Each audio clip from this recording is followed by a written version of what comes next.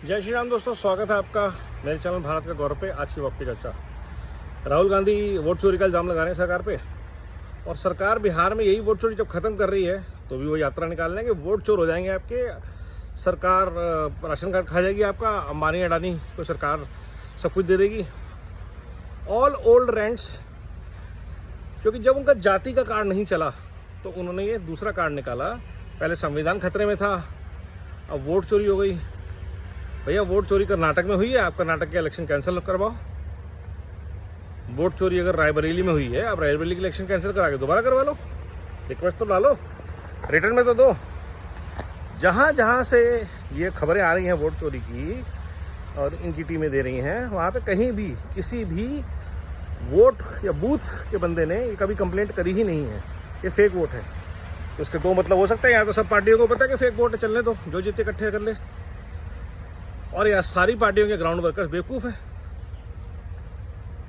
लेकिन ईसी ने क्या किया है, ईसी ने इनके रोने से पहले ही बिहार में, महाराष्ट्र में एसआईआर लॉन्च कर दिया, असम में एसआईआर शुरू हो गया, उत्तराखंड में शुरू होने जा रहा है, हर स्टेट में एसआईआर हो रहा है ताकि फेक वोट्स जो हैं वो निकाले जा सके।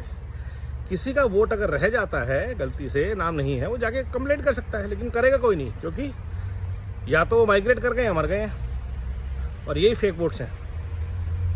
यहीं पे इंपॉर्टेंट आ जाता है कि वन नेशन वन वोट का एग्जीक्यूशन कैसे होगा, चाहे वो ओटीपी वेरिफिकेशन हो, जैसे जन आधार मोबाइल को जोड़ा गया, जनधन आधार मोबाइल को, क्या ऐसे ही वोट को नहीं जोड़ा जा सकता?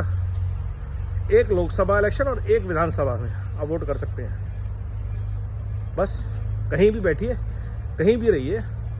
ऑनलाइन वोटिंग का अधिकार क्यों नहीं हो सकता भाई?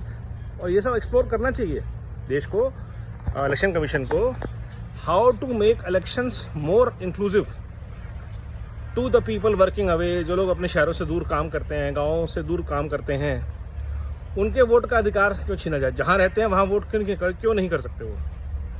ये बहुत ज़रूरी विचार है। तो जहाँ जहाँ तक वोटर लिस्ट की सफाई है, बहुत अच्छा प्रयास जारी रहना चाहिए। और राहुल गांधी को शिकायत क्यों है?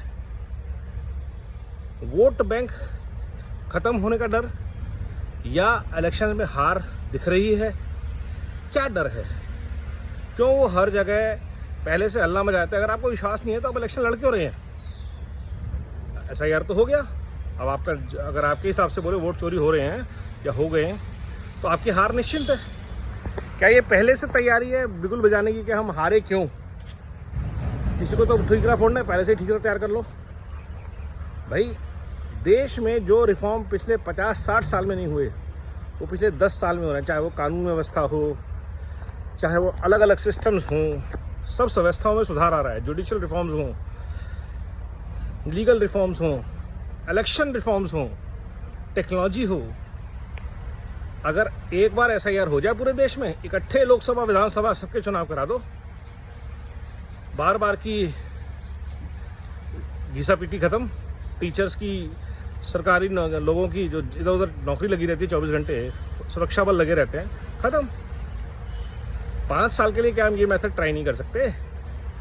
कि सरकार तो चलेगी ही चलेगी, इलेक्शन 5 साल बाद ही होगा।